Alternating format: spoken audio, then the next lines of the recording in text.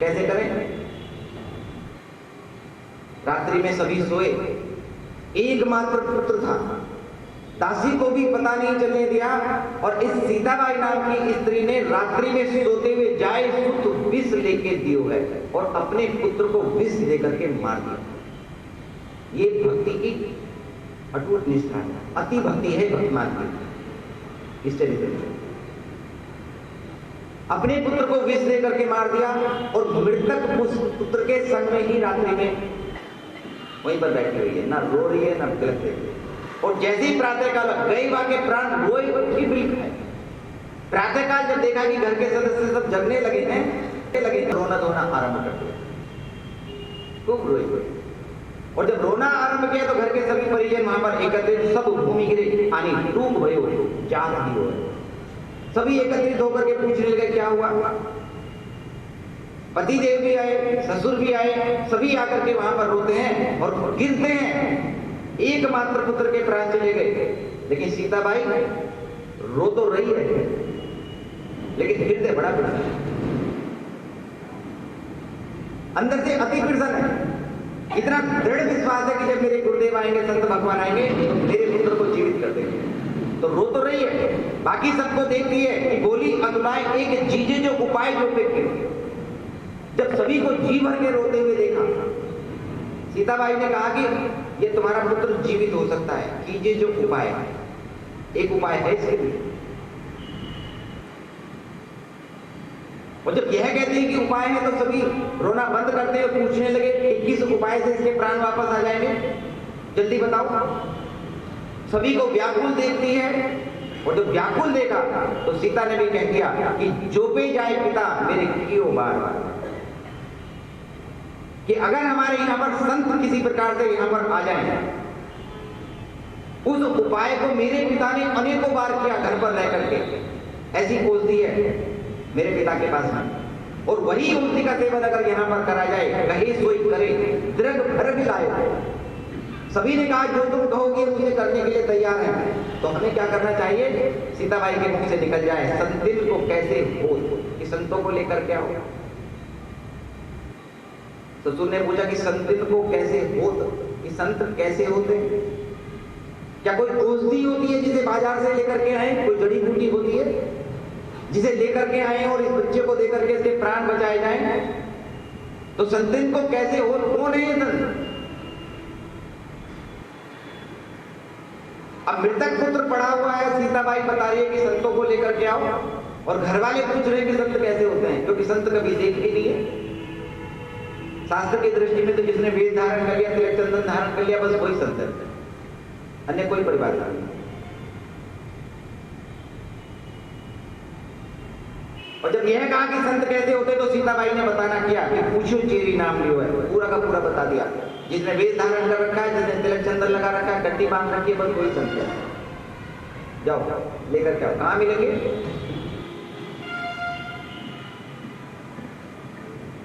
सीताबाई कहती है कि आजकल हमारे नगर के बाहर आए हुए हैं।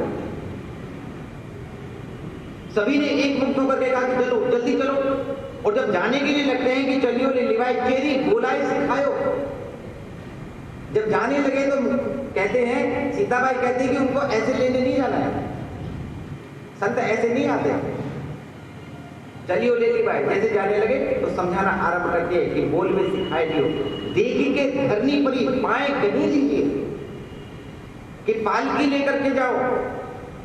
पालकी में परिवार के सब सदस्य लोगों, जब संतों को वहां जाकर के देखोगे तो दूर से ही कि धरनी परी पाए, दूर से ही जाकर के उनके चरण पकड़ लेना, और चरण पकड़ करके उनसे नमन करते हुए कहना कि कीनी वही प्रीति, जाकर के नमन करो कि फिर वो बड़ी कृपा करेगी कि आपके दर्शन हो रहे हैं, आप चल करके हमारे घर को पवित्र कीजिए। आपके दर्शन पा करके हम कृतार्थ हुए। और जब सब वहीं से चलने लगे तो पुत्र के मरण के वियोग में सभी रो रहे थे, और पालकी लेकर के जब पहुंचे संतों के पास में, कीनी वही प्रीति, संतों से जाकर के नमन किया तो संतों ने विचार किया कि ये संतों के प्रेम में रो रहे हैं। अब तो रो तो रहे हैं पुत्र के वियोग में, और संत इतने भोले भाले होते हैं, कोई नेत्रों में अश्रुपात ला करके बैठ जाए तो यही विचार करेंगे कि देखो संतों के दर्शन करके कैसा भावुक हो रहा है। तो सभी संत विचार करते हैं कि देखो हमारे दर्शन करके बेचारे कैसे भाव में डूब गए। कीनी वही नहीं थी। जाकर के सभी ने नमन किया और नमन करते हुए कहते हैं कि आपके दर्शन पाकर के हम कृतार्थ हुए, आप हमारे घर को चल करके पवित्र कीजिए। ज्ञानदेव जी महाराज को पालकी के ऊपर बिठाया और सभी वहां पर नृत्य संकीर्तन करते करते, जैसे सीताबाई ने, देखिए कैसी भक्ति है कि पुत्र मृतक घर में पड़ा हुआ है, अपने परिजनों को गुरुदेव को लाने के लिए भेज रही है और सभी नृत्य संकीर्तन करते हुए गुरुदेव को पालकी में बिठा करके लेकर के चले हैं कि मानो प्रीति संत करी यो प्रीति गृह पावन को कीजिए, हमारे घर को पवित्र कीजिए महाराज, चलिए जरा। संतों के चरण पकड़ करके निवेदन करना चाहिए, महाराज जरा चलिए, जहां कहीं मिल जाए, वैसे तो ढूंढने से मिलते नहीं है लेकिन कहीं मिल जाए किसी भी प्रकार से, तो कहते हैं कि हमारे घर को पवित्र कीजिए, चलिए महाराज। सभी निवेदन करते हैं, पालकी में बिठा करके ज्ञानदेव जी महाराज को लेकर के चले, कीर्तन होता हुआ चलता है, चले सुख पाए दासी आगे ही जनाए जाए, दासी आगे आगे चल गई। प्रेम के साथ में यात्रा, संत यात्रा वहां से निकल करके जाती है और आए ठाड़ी गोरी पाए गहे मती दीजिए, और जैसे ही द्वार पर पहुंचते हैं सीताबाई हाथ में थाल लेकर के आरती का, मृतक पुत्र पड़ा है, लौकिक पुत्र है, ये अति भक्ति है भक्तमाल की। सीताबाई हाथ में पूजा का थाल लेकर के आरती उतारने के लिए संत भगवानों के सामने पहुंचती है, द्वार पर पहुंच करके संतों की आरती उतार रही है और आरती उतार करके एक एक संत को बड़े प्रेम के साथ में घर के भीतर प्रवेश कराती है कि कहो हरे बात मेरे जानो, माता पिता मैं तो संत। सभी संतों ने घर में प्रवेश किया, सीताबाई ने थाल को पूजा स्थल पर रखा। अभी पुत्र के विषय में किसी को नहीं बताया गया। ज्ञानदेव जी महाराज की दृष्टि पड़ी और दृष्टि पड़ते ही कहते हैं कि तुम तो वही हो ना मंडलीग्राम की पुत्री सीता, कि जो हम संतों को देख करके उनका शीत प्रसाद लेने के लिए मचल जाया करती थी, वही भाई चरणों में गिर करके फूट फूट करके रोने लगे। ज्ञानदेव जी महाराज ने पूछा क्या हो गया? सीताबाई ने पूरी की पूरी कथा सुना दी। महाराज बड़े विमुख हैं, संतों के नाम से भी घृणा करते हैं, संतों का नाम भी यहाँ पर नगर में नहीं ले सकते, रात दिन इसी व्यथा से पीड़ित रहते हुए कैसे मेरे कुल का उद्धार होगा? गुरुदेव आपका आगमन हुआ है तो कृपा करके हमारे इन सभी का उद्धार करें।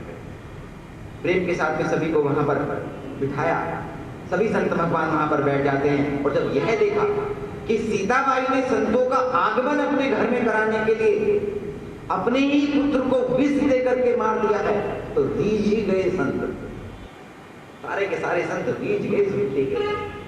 धन है ऐसी भक्ति, संतों में ऐसी प्रीति की जिसके लिए अपने पुत्र को मारकर भी और गुरुदेव और संत हमारे घर पर आए तो रीझ गए संत प्रीति देख के। अनंत हो जो वही जो प्रतिज्ञा मैं तो करी, कि तुम्हारी प्रतिज्ञा का निर्वाह करने के लिए ही ठाकुर जी ने यहाँ पर हम सबको भेजा है, कोई तो वही प्रतिज्ञा जो करी है। संत रीझते हैं भक्ति के ऊपर और वचन देते हैं कि ठाकुर जी ने कृपा करके हम सबको यहाँ लेकर गए। बालक निहारी जाने मुझे कहा है वो मृतक पुत्र तुम्हारा, सम्मुख भी नीले करके आई, आए भी ऐसी निष्ठा। हमारे तो कोई तनिक पीड़ा मात्र भी हो जाए तो उसके लिए कितना मरण हो जाता है। सब भगवान की आराधना साधना छोड़ करके पड़ जाएंगे जाकर। और एक बार अन्न देखा करने के बाद में ठाकुर जी पे विश्वास करके नमन करें ना तो बड़ी बड़ी व्याधियां भी पल भर में समाप्त हो जाती है। राम नाम की औषधि नियम खरी से खाए, अंग रोग व्यापे नहीं महारोग मिट जाए। शरीर के रोग नहीं, महारोग भवसागर का रोग भी राम नाम की औषधि नियम खरी से खाए। इस प्रीति को देखने के बाद में ऐसे प्रफुल्लित हो जाते हैं समस्त संत कि उस भक्ति को नमन करने लगते हैं कि तुम्हारी जैसी भक्ति है कि बालक निहारी जानी विष निर्धार दियो दियो चरणाव्रत को प्राण संज्ञा धरिए। जितने संत भी वहां पर उपस्थित थे सभी का चरणों तक उतारा और चरणों तक उतारने के बाद में उस मृतक बालक के मुख में जाकर के छोड़ा और जैसे ही वहां पर छोड़ते हैं तो देखकर विमुख जाए पाए तत्काल। बालक बैठ गया ऐसे ऐसे लोगों जैसे अमृत जाकर के उस बच्चे के मुख में छोड़ दिया गया हो, अपने गुरुदेव के चरणों तक की एक बूंद भी अगर हमें ग्रहण करने का सौभाग्य प्राप्त हो जाए तो जितने कोटि कोटि तीर्थ है ना, उनका फल जो प्राप्त होता वो यहीं बैठे प्राप्त हो जाए।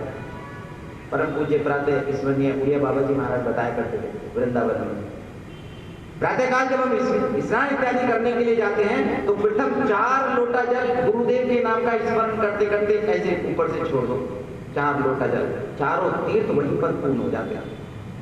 ऐसी महिमा है। गंगा सागर जाते हैं, गंगा सागर समझ तीर्थ, बार बार गंगा सागर एक बार। गंगा सागर जाने का अगर हमें सौभाग्य प्राप्त नहीं होता, हम नहीं जा पाते हैं, तो पूरब दिशा की तरफ चलते हुए हम चले और 10 कदम चलते हुए प्रत्येक कदम के साथ में एक बार गंगा सागर गंगा सागर गंगा सागर अगर हम स्मरण करते मुख से बोलते हैं तो यहीं बैठे बैठे में गंगा सागर जाने का फल प्राप्त हो जाता है। दर्शन, वास, स्नान सबकी प्राप्ति यहीं पर हो जाती है। संत महिमा इतनी है, संत है अनंत गुरु कौन पार पाएगा, कौन पार पाएगा? तभी तो नामाजी महाराज कहते कि गांव राम कृष्ण को ने पाऊं भक्ति दाम को। राम जी कृष्ण जी की आराधना साधना उनका गुणगान करना तो मेरे लिए बड़ा ही सरल है, लेकिन भक्ति दाम को नहीं पाया जाता। अरे जिनके स्मरण करने मात्र से ही हमें चारों तीर्थों का फल यही मिल रहा है। पूरब दिशा में विचरण करते हुए 10 बार गंगा सागर बोलने से हमें वास का, स्नान का हमें यही तत्काल फल मिल रहा है, तो फिर हमें कौन से तीर्थ की आवश्यकता है? सभी संत भगवान प्रसन्न होंगे इस निष्ठा को देख करके। बच्चा वहां पर उठ करके बैठ जाता है कि ये तब शिष्य साधु सेवा प्रति रही है। सभी चरणों में गिरे, चरणों में गिरते हैं। तो ज्ञानदेव जी महाराज ने कहा कि संत सेवा का और ठाकुर जी की भक्ति का अगर तुम सभी वचन देते हो तो हम तुम्हें विधि बताएं। सभी चरणों में गिरे तो तब किए शिष्य, सभी को दीक्षा दी, साधना की विधि बताई और साधना की विधि बताने के बाद में कुछ सन वहां पर रहे, संकीर्तन वहां पर करते हैं। ऐसे भूप नारी पति रागी सब साखी जन कही। ऐसी भूप की, ऐसी राजा की पत्नी थी कि अपने गुरुदेव और संत भगवान के आगमन के लिए अपने पुत्र को विष दिया और ऐसी भक्ति प्रकट कर देते हैं कि लौकिक जगत का पुत्र मृतक ही हो और हमारे गुरुदेव का आगमन हो तो पहले हमारे गुरुदेव संत भगवान की पूजा हो, उनको स्वागत हो, बस यही भक्ति है।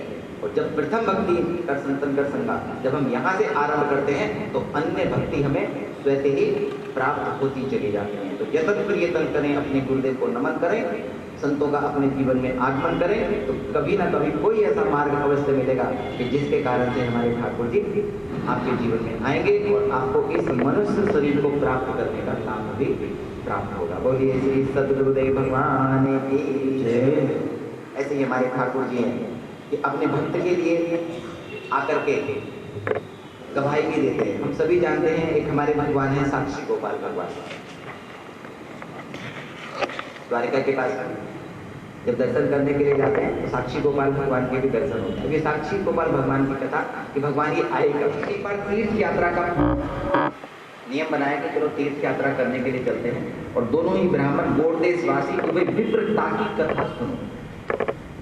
गोड़देश के ब्राह्मण जिनकी कथा इस प्रकार से कि एक वेश ब्राह्मण का, चलो तीर्थ यात्रा पर तो सभी को जाने का हक है, एक के साथ में एक भी चले तब भी ठीक है, गाड़ी है, लेकिन कौन सी वाली गाड़ी है? रेलगाड़ी के इंजन के पीछे अनेकों डिब्बे लगे हुए होते हैं। वह तभी तक संग में है जब तक इंजन के साथ में लगे हुए हैं, और जिस डिब्बे को बीच में से हटा दिया तो पीछे छूट जाएगा। तो संग में तो वही जाएगा ना जो लगा हुआ है।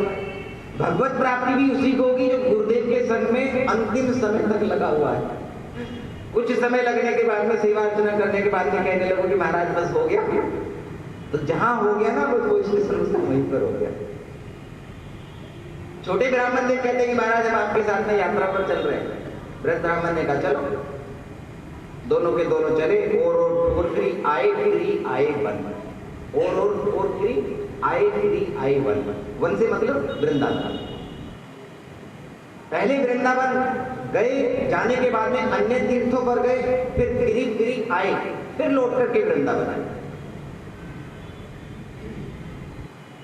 और जब पुनः लौट करके वृंदावन वहां पर आते हैं, वृंदावन में आने के बाद में वृद्ध ब्राह्मण जो है भयो दुखी कीनी टहल अभंग है। अब ये जो वृद्ध ब्राह्मण है, वृंदावन में आने के बाद में किसी कारण से अस्वस्थ हो गए, और जब अस्वस्थ हुए तो कीनी टहल है। ये छोटे जो ब्राह्मण थे ना, इन्होंने वृद्ध ब्राह्मण की खूब सेवा की, इतनी सेवा करते हैं कि वृद्ध ब्राह्मण प्रसन्न हो गए। कहते हैं कि महाराज अगर तुम हमारे साथ नहीं होते तो वृंदावन में हमारा शरीर छूट जाता। इतने प्रेम से टहल करते हैं। रीझी बड़ो तुझ निज सुता तो को दई। वृद्ध ब्राह्मण रीझ गए, और रीझने के बाद में छोटे ब्राह्मण से कहते हैं कि देख भाई, हमने अपनी पुत्री तुमको दे दी, अपनी पुत्री का विवाह हमने तुम्हारे साथ कर दिया। छोटे ब्राह्मण ने कहा कि हमने सेवा इसलिए थोड़ा ना की थी कि हम विवाह के लिए पुत्री मांग रहे हैं, हमने इसलिए थोड़ा ना विवाह को चर्चा की है। अरे हम तो निस्वार्थ रूप से आपकी सेवा कर रहे हैं। आप हमें यात्रा पर ले गए, तीर्थों के दर्शन कराए, सत्संग का लाभ आपने दिया, तो हमें किसी प्रकार का कोई लोभ नहीं है। वृद्ध ब्राह्मण रीझ करके अपनी पुत्री को देने का वचन कर देते हैं, और अहो रहो नहीं चाह मेरे लई बिने रंग है। छोटा ब्राह्मण कहता हमें कोई नहीं चाहिए, हमें स्त्री नहीं चाहिए। वृद्ध ब्राह्मण कहेगा नहीं महाराज, हम अपनी पुत्री आपको देते हैं, आप इस विवाह के लिए यहाँ पर हाँ कर दीजिए। जब बारंबार कहने लगे तो तब जाकर के उसने, छोटे ब्राह्मण ने कहा कि महाराज एक बात बताओ, यहाँ से जाने के बाद आप बदल गए तो कोई ऐसा तो हो जिसके सामने आप इस बात को कह रहे हैं, तभी तो बात पता चले। एकांत में कह दी, वहां जाकर के मना कर दिया तो फिर तो हम ऐसे रह गए, कैसे काम चलेगा।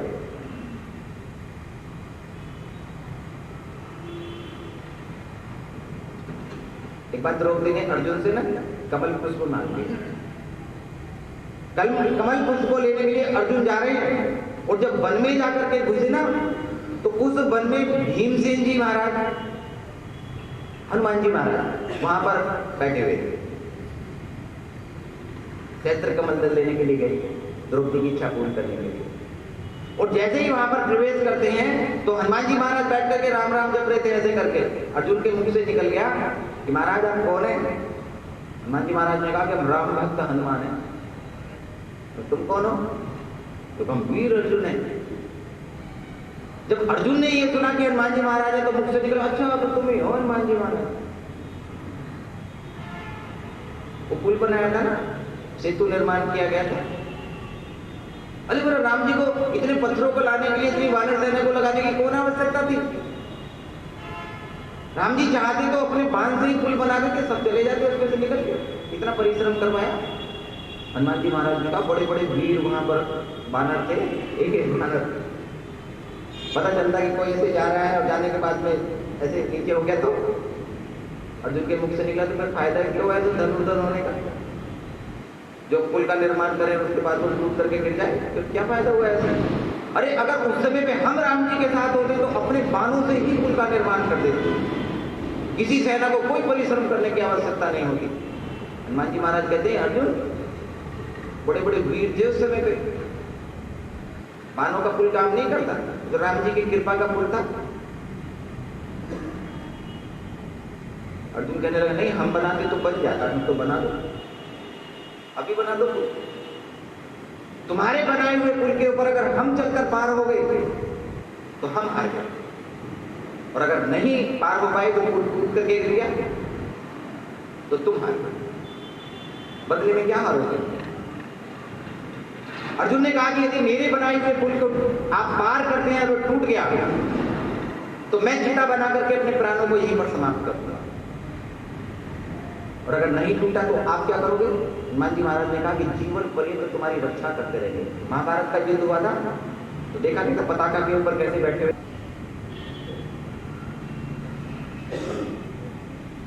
अर्जुन ने पुल का निर्माण कर दिया देखते देखते, और जब पुल का निर्माण हुआ तो श्री हनुमान जी महाराज पुल के ऊपर जब चलने लगे तो पैर का अंगूठा मात्र ही रखा था कि पुल टूट करके नीचे गिर गया,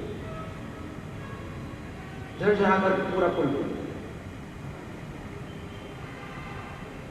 वीर अर्जुन तो आघात लग गया, वन में से लकड़ियां लाए एकत्रित करके और वहीं पर चिता बना करके अपने धनुष बाण को उसके ऊपर रखा, स्वयं भी बैठ गए उसके ऊपर। हनुमान जी महाराज ने कहा कि चिता लगा दो,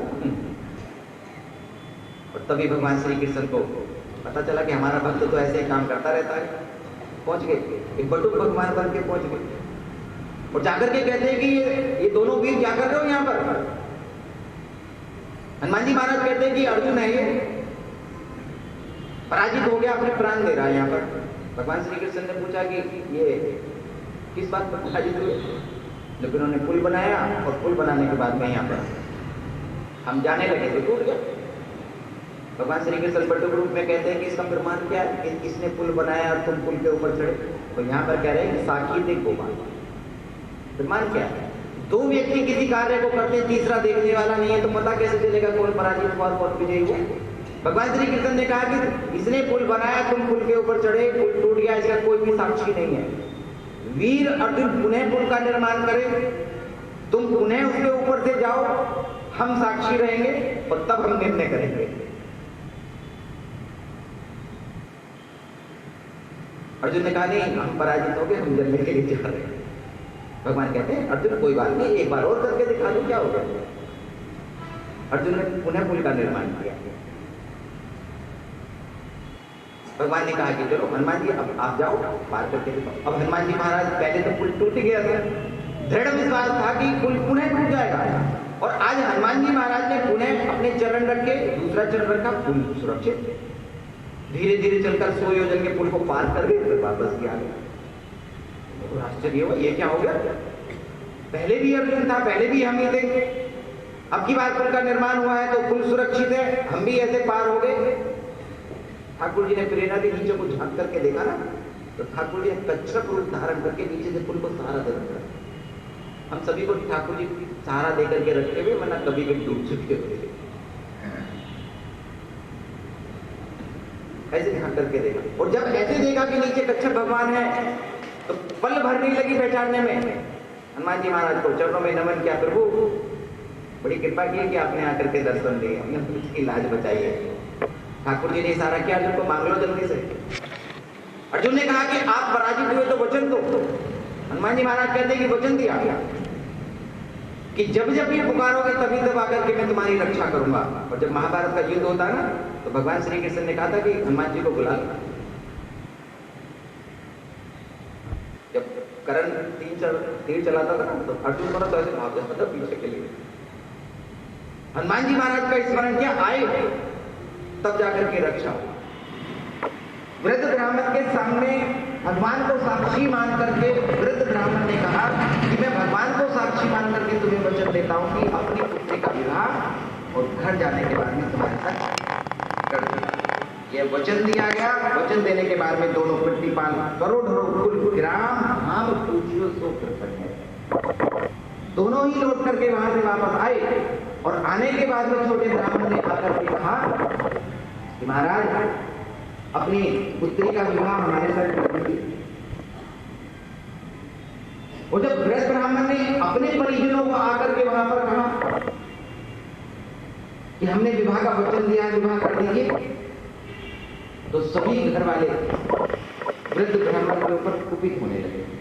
छोटा ब्राह्मण जाकर के बोलियो छोटो विप्र क्षिप्र दीजिए कहीं जो बात, या तो कहीं अहो होता या कोई विरोध, अपनी पुत्री का विवाह कीजिए। वृद्ध ब्राह्मण ने अपने परिजनों से कहा विवाह करवा दीजिए। और जैसे ही कहते हैं कि सभी वहां पर द्विज कहे नहीं कैसे कहो, सभी ने कहा कि विवाह नहीं हो सकता ऐसे। आपने वहां पर कह दिया विवाह कर दीजिए, कैसे विवाह कर दे। विवाह के लिए तो पुत्री के सुयोग वर्ग कोई होना चाहिए, जो घर वर्गुल कोई अनुपा, घर वर्ग कुल अनूप होता है तभी विवाह करना चाहिए। करिए विवाह सुखा अनुरूपा, तभी करना चाहिए, अन्यथा नहीं करना चाहिए।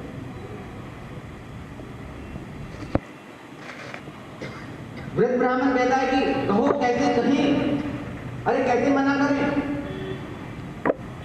हमने वचन दिया है और अपने वचन को अगर हम उसका प्रतिपादन करते हैं, अपने नरक के लिए पूर्ण रूप से सुरक्षित स्थान वहां पर कर लिया है। कोई भी वचन, पहले वचन कहें नहीं, कहें तो उसकी पूर्ति करें, और पूर्ति नहीं करेंगे तो हमारे लिए नरक के द्वार खुले हुए। शास्त्रों की वाणी है, निष्ठा से नरके संजय खा प्राप्त।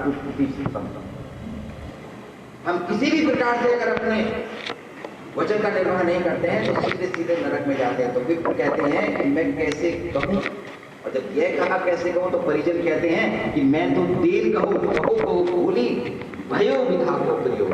कहना कि उस समय हम व्याधि में थे, पीड़ित थे, और पीड़ित होने के कारण से हम उस वक्त नहीं समझ पाए और हमने ऐसे ही बोल दिया। इस बात को कहकर के तुम अपने वचन का निर्वाह करने से मना कर। और जब यह बात बार बार कही गई तो विप्र ने भी जाकर के छोटे को कह दिया कि भाई सभा भारी पूछो साखी नर बना, ये हम विवाह नहीं कर सकते। छोटे वाला कहता है कि क्यों नहीं कर सकते? कहते हमने कोई वचन ही नहीं दिया। जब यही कहा कि वचन नहीं दिया तो छोटे ब्राह्मण ने वहां पर सभा करी, भाई सभा भारी पूछियो साक्षी कौन? तुम कहते हो कि विवाह का वचन दिया, तो किसने दिया, किसके सामने दिया? बताओ, कोई तुम्हारा गवाह है? कोई तो होगा। अगर कोई गवाह है तो उसे प्रस्तुत करो, तो हम पुत्री का विवाह तुम्हारे साथ करा देंगे। छोटे ब्राह्मण को इस पर होगा कि ठाकुर जी के सामने देखिए, तो बोल पड़ा और बोल फिर वहां पर कहता है कि श्री गोपाल बनवारी और कौन तुच्छ लोग हैं। अरे मेरे साक्षी तो साक्षात में बनवारी है, ठाकुर जी हैं, कौन तुच्छ लोग हैं? संसार के लोग नहीं है। पंचों ने विचार किया कि ठाकुर जी को कह रहा है, और ठाकुर जी को कह रहा था। इस पंच में अगर हम वृद्ध ब्राह्मण का पक्ष लें तो ठीक रहेगा, है आकर के कह देंगे तो हम विवाह कर देंगे। तो यहाँ पर एक तरह से वृद्ध ब्राह्मण के पक्ष में निर्णय दिया जा रहा है, ना ठाकुर जी आएंगे ना विवाह होगा, दोनों की बात रह जाएगी। तो लिवाए जाए, लाई जाओ, लेकर के आओ। ठाकुर जी आकर के यहाँ पर तुम्हारे बनवारी आकर के गवाही दें तो हम आकर के विवाह करा देंगे, अन्यथा बिहाई बेटी दीजिए करो सुख हो गए। विवाह करेंगे प्रेम के साथ में, सुख भोग भोगना, और नहीं लेकर के आए तो फिर विवाह नहीं कराएंगे। हमारे ठाकुर जी गवाही देने आते हैं, यहाँ साक्षी गोपाल बन के आए। वृंदावन में आप सभी ने दर्शन किए हैं, पगला बाबा के, पागल बाबा है वृंदावन में, हाईकोर्ट के जज हुआ करते थे। एक ग्वाला दूध लेकर के आया करता था और दुकान पर लाकर के दूध दे देता था और कहता था कि जब मेरी पुत्री का विवाह होगा तो तब हम आपसे हिसाब ले लेंगे।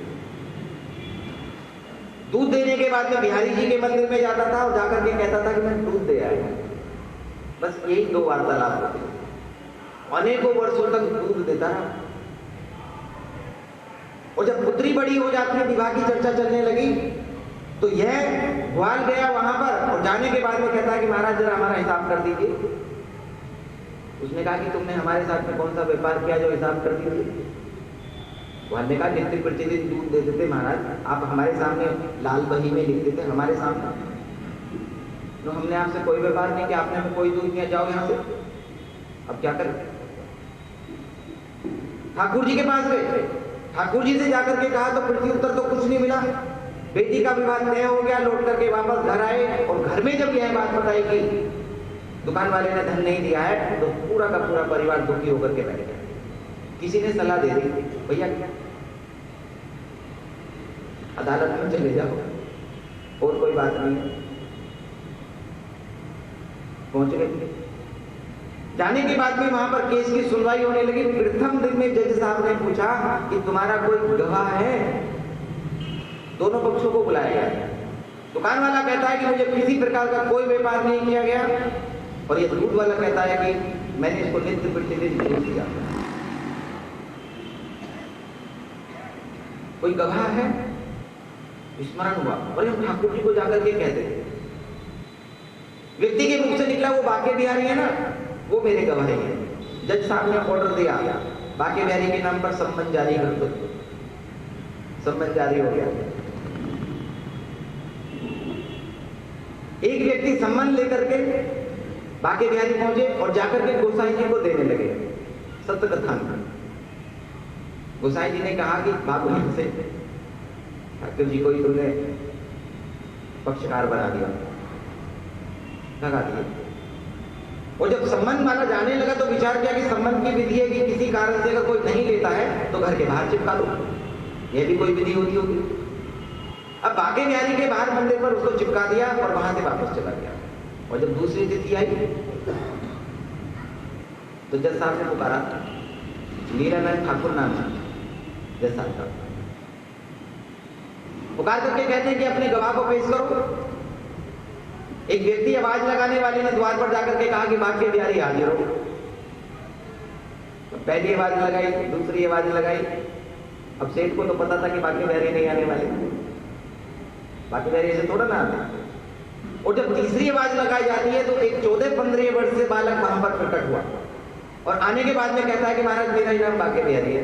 तो जो कहना है यहाँ पे आकर के ला करके खड़े कर दिए। पूछने लगे, क्या तुम जानते हो कि उन्होंने दूध दिया था? महाराज हमारे सामने दिया था। तो प्रमाण करो। प्रमाण करने के लिए भाग्य बिहारी सरकार कहते हैं कि इस सेठ ने एक डायरी ऐसे बना करके, पोथी बना करके कि उसको एक अमुक स्थान पर वहां पर रखा हुआ है। हम तिथियां बता रहे हैं, तिथि में जितना दिया गया है उतना बता रहे हैं, आप जाकर के दिखवा लीजिए। 2 व्यक्ति गए और उस लाल पोथी को उठा करके लेकर के आए। इधर भाग्य बिहारी खड़े होकर के बता रहे हैं कि इस तिथि में इतना दूध दिया गया और उतना ही लिखा हुआ था वहां पर। और निर्णय में पक्ष दिया गया कि इसका भुगतान यहां पर कर दिया जाए। बालक उत्तर को देने के बाद, गवाही देने के बाद चला गया और जाने के बाद में जब जज साहब ने अपने आप को देखा तो चेतना जागृत हुई कि वह बालक था कौन।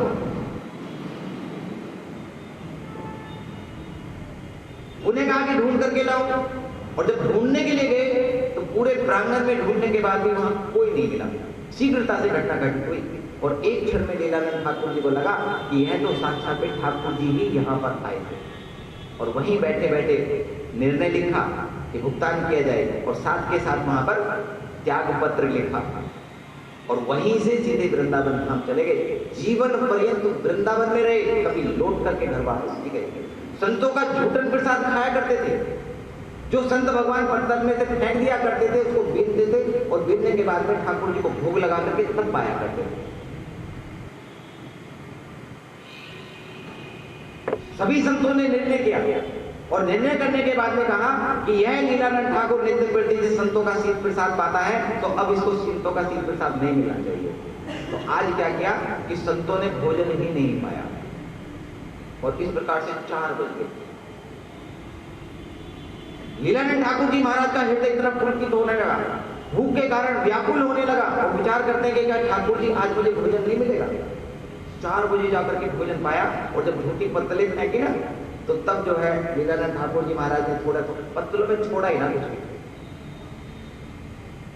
ठाठा करके एक एक दाना बीन करके थोड़ा सा इकट्ठा किया। इतनी तेज भूख थी कि लीलानंद ठाकुर जी महाराज आज ठाकुर जी को भोग लगाना ही भूल गए। उस एकत्रित करके अन्न को सम्मुख देखा, भूख से व्याकुल हुए और ऐसे ही उठा करके मुख के भीतर डाल दिया। और जैसे ही मुख में गया लीलानंद ठाकुर को लगा कि आज तो मैंने ठाकुर जी का भोग ही नहीं लगाया, तो यहां से गला दबा लिया ऐसे करके। अब उसे नीचे उतरना नहीं देना चाहते कि बिना भोग लगाए हम पाएंगे नहीं, और बाहर इसलिए नहीं निकाल ले कि प्रसाद का अपमान हो जाएगा।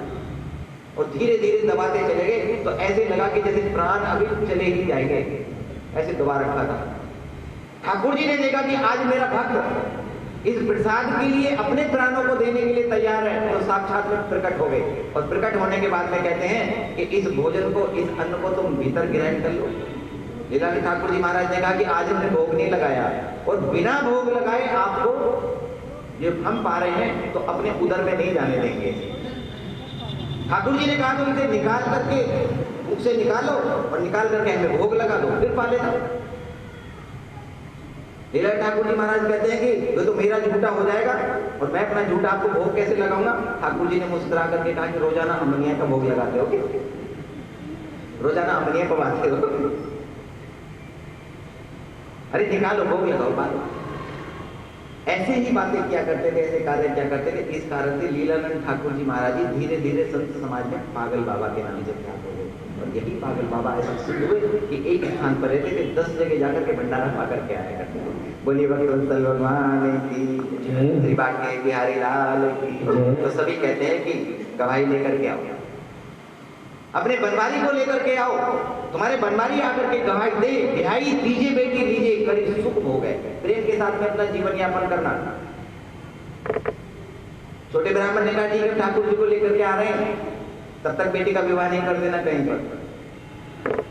आयो वृंदावन, ठाकुर जी के पास आ गए, वहीं पर जहां पहले ठहरे थे आकर के।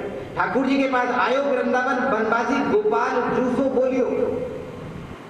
ठाकुर जी से आकर के कहते हैं, नमन करते हुए कहते हैं कि चलो साखी देवे लई दे लिवाए के। महाराज हमारा विवाह तय हो रहा है, आप चल करके गवाही दे देंगे, साखी दे देंगे तो हमारा विवाह संपन्न हो जाएगा, हम अपना जीवन सुखपूर्वक भोग लेंगे।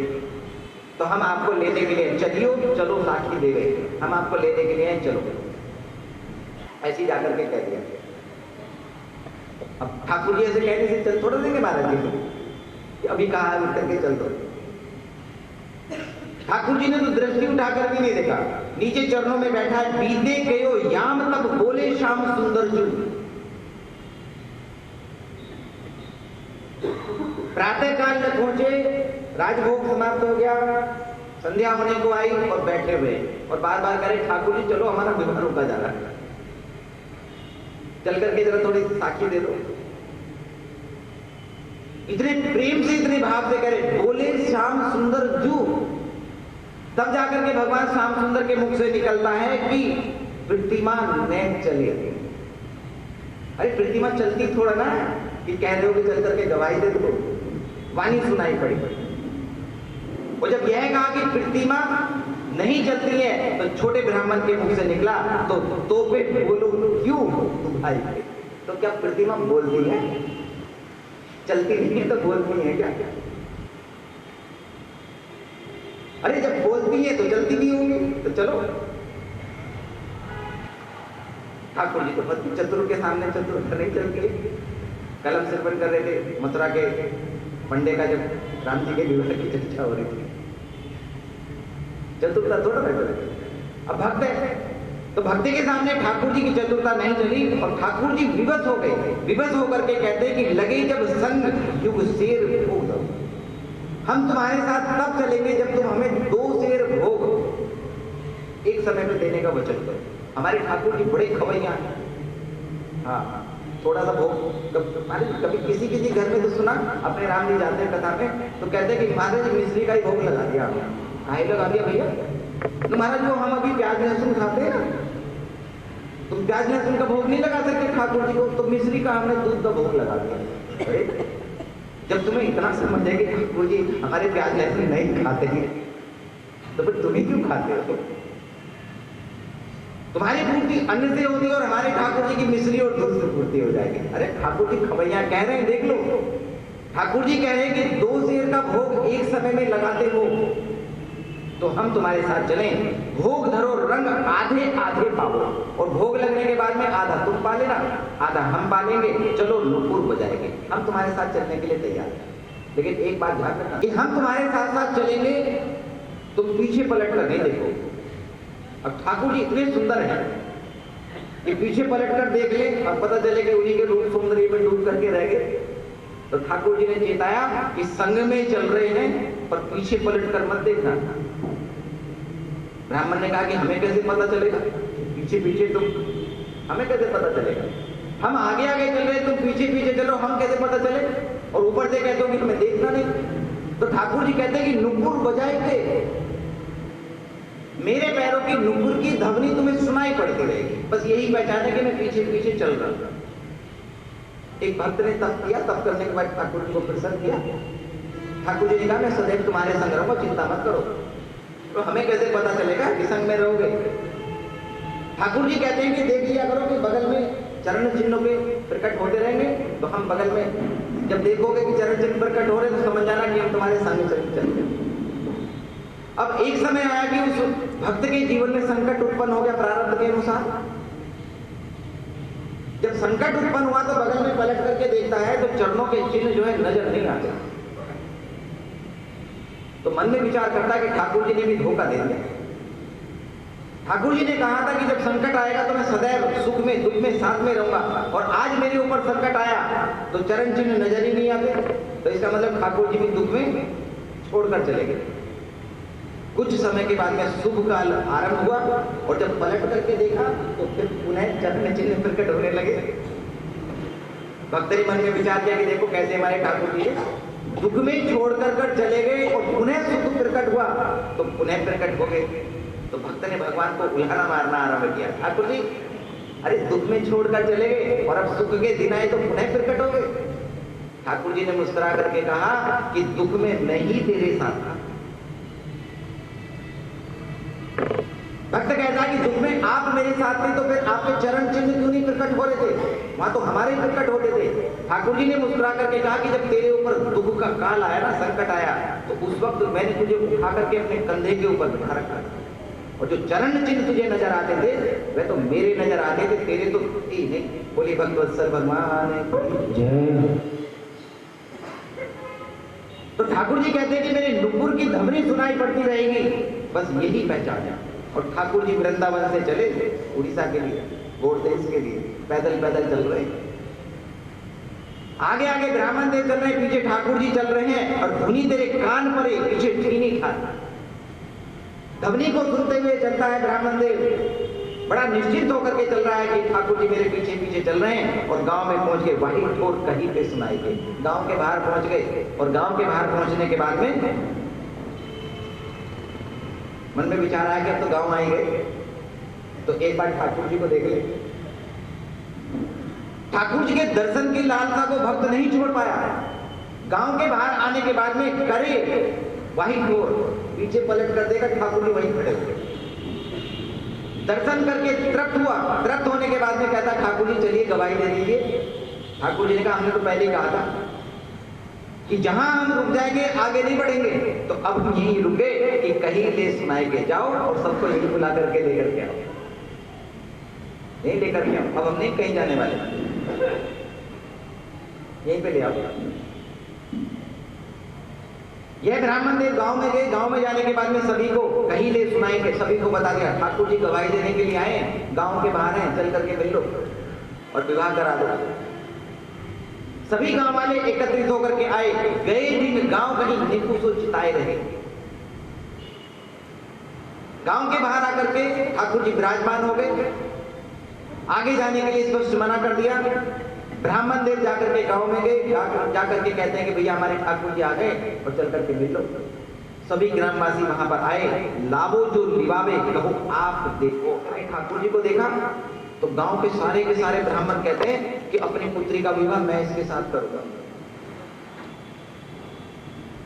मेरी पुत्री अति कुलीन है, मैं अपनी पुत्री का विवाह इसके साथ करूंगा। जितने ब्राह्मण थे सभी इस बात को कहने लगे कि ऐसे ब्राह्मण जिसके लिए ठाकुर जी स्वयं चलकर आए हैं तो अपनी पुत्री का विवाह सभी करना चाहते हैं। एक ब्राह्मण कहता है कि चौकी सब ग्राम आए बढ़ाए गए, कहने लगे भैया ये ठाकुर जी जिसके लिए आए हैं ना, जिसके लिए वहां से चलकर आए हैं उसी का विवाह इसके साथ में कर दिया जाए, बस तभी ठीक रहेगा। और सभी गांव वालों ने निर्णय करके उस वृद्ध ब्राह्मण की पुत्री के साथ में इस ब्राह्मण देव का विवाह कर दिया। लेकिन आश्चर्य घटना होती है कि ठाकुर जी ने वापस जाने के लिए मना कर दिया। ठाकुर जी कहते हैं ब्राह्मण से कि अब हम तुम्हारे गांव को छोड़कर नहीं जाएंगे। वहां से चलकर यहां पर आए तो अब हम नहीं जाने वाले, अब हम यहीं पर रहेंगे। ठाकुर जी वहीं पर विराजमान हो गए।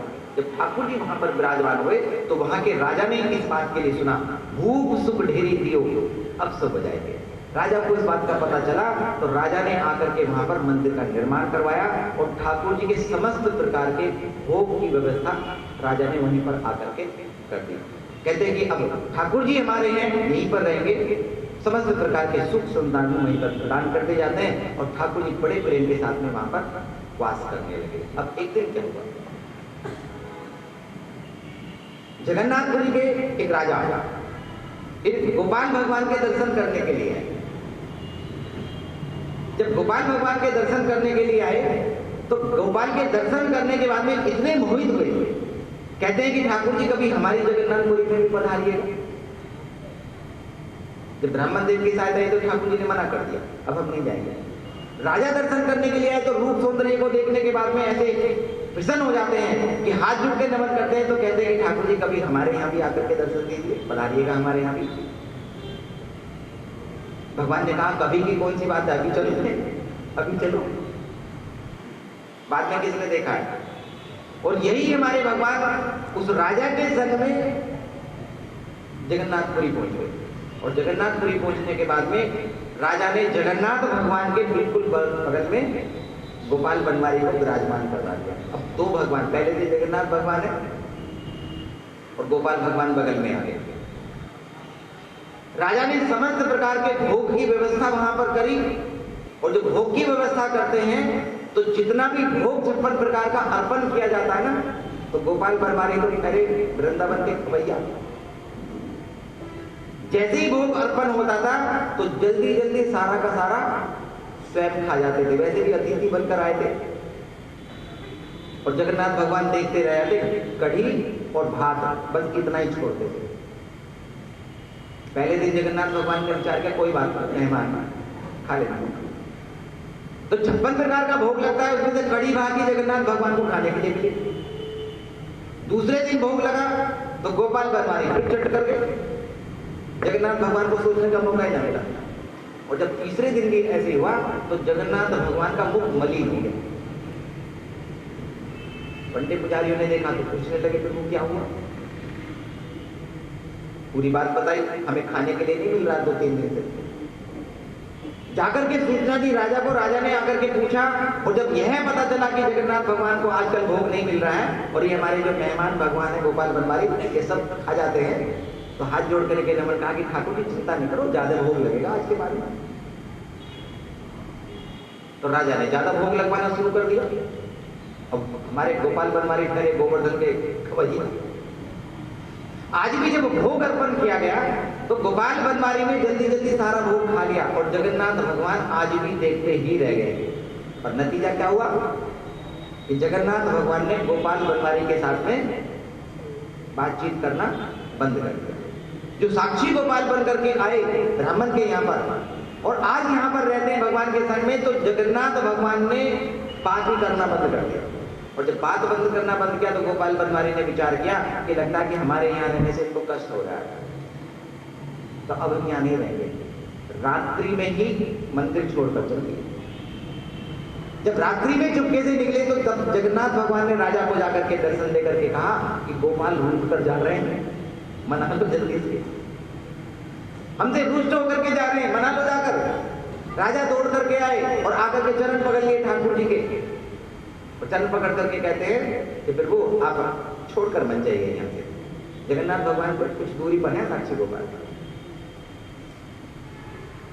वहीं पर पकड़ लिए। गोपाल बनवारी कहते हैं कि हम एक शर्त पर रुकेंगे, अगर हमारे लिए भोग की व्यवस्था अति उत्तम करने का वचन देते हो तभी हम रुकेंगे। आप कहो कि यहाँ पर कड़ी भात खा ले तो उसके लिए हम यहाँ नहीं रुकने वाले, हमारे ठीक से भोग की व्यवस्था का वचन तो रुके। राजा ने कहा कि आज के बाद में आपको अति उत्तम भोग प्रदान किया जाएगा और कड़ी भात तो तभी बनेगा जब आप कहोगे, अन्यथा हम आपको ऐसा भोग ही अर्पण नहीं करेंगे।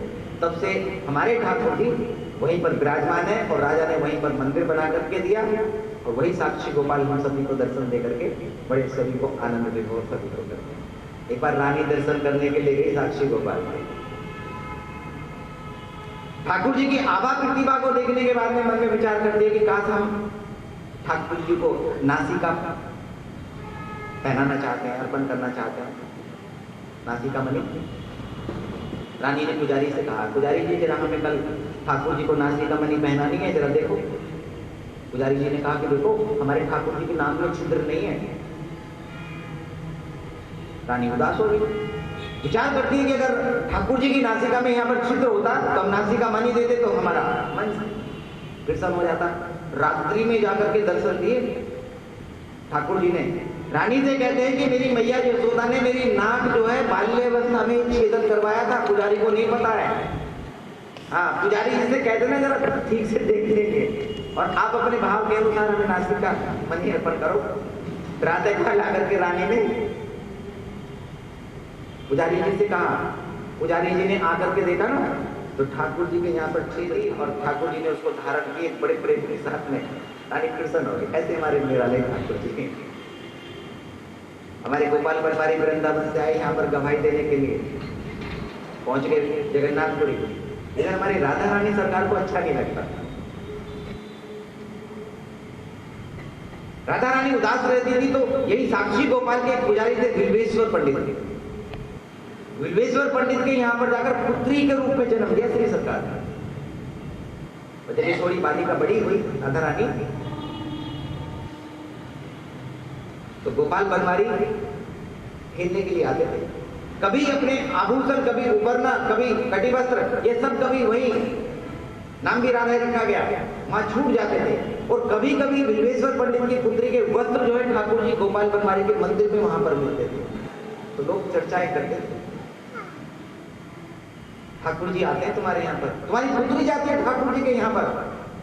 किसी ने कहा कि हमें लगता है कि राधा रानी ही यहाँ पर पुत्री के रूप में प्रकट हुई। उपाय बताया गया कि राधा रानी की प्रतिमा प्राण प्रतिष्ठा करवा के स्थापित की जाए, साक्षी गोपाल के बगल में है। जब वहां पर श्री राधा रानी सरकार की प्रतिमा को लाकर के प्राण प्रतिष्ठा कराई गई, तो जैसे ही प्रतिष्ठा कराई जाती है, बिल्वेश्वर पंडित की पुत्री का शरीर छूट जाता है।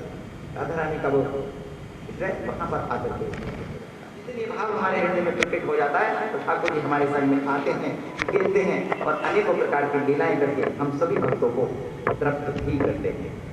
जय जय गोविंद गोविंद गोपाला, जय जय गोविंद गोविंद गोपाला, मेरा मुरली मनोहर नंद लाला, मेरा मुरली मनोहर नंद लाला।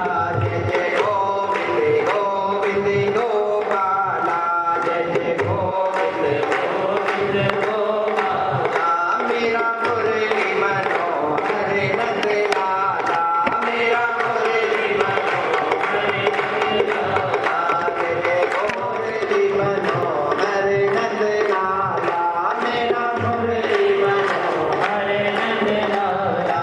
हरि बोल हरि बोल हरि बोल हरि बोल हरि बोल हरि बोल हरि बोल हरि बोल हरि बोल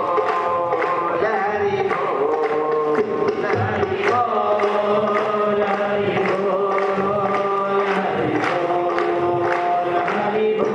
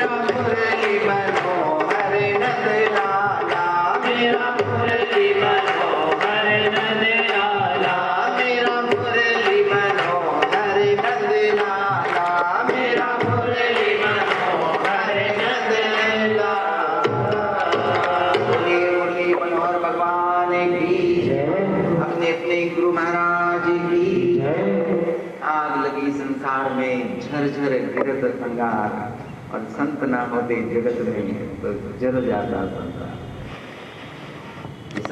संतों की जो शीतलता है ना, ये उसी से ये जगत बना हुआ है, अन्य कुछ नहीं। ऐसी ऐसी आगे बरस रही है यहाँ, आग लगी सब झरझर गिरत अंगार, ऐसे मोटे मोटे अंगार, काम क्रोध मोह लोभ अंगारे तो एक एक जलाकर के नष्ट कर देता, बाकी की तो संत ना होते जगत में तो जल जाता। और ऐसे ही संतों में प्रीति करते हैं भक्त धनाजी महाराज। संतों को जो अपना सर्वस्व मान लेता है, ठाकुर जी पीछे पीछे आ गया, गांठी में बांधे नहीं मांगत में सब जाए, पीछे पीछे हरी फिरे भूख खा रहे।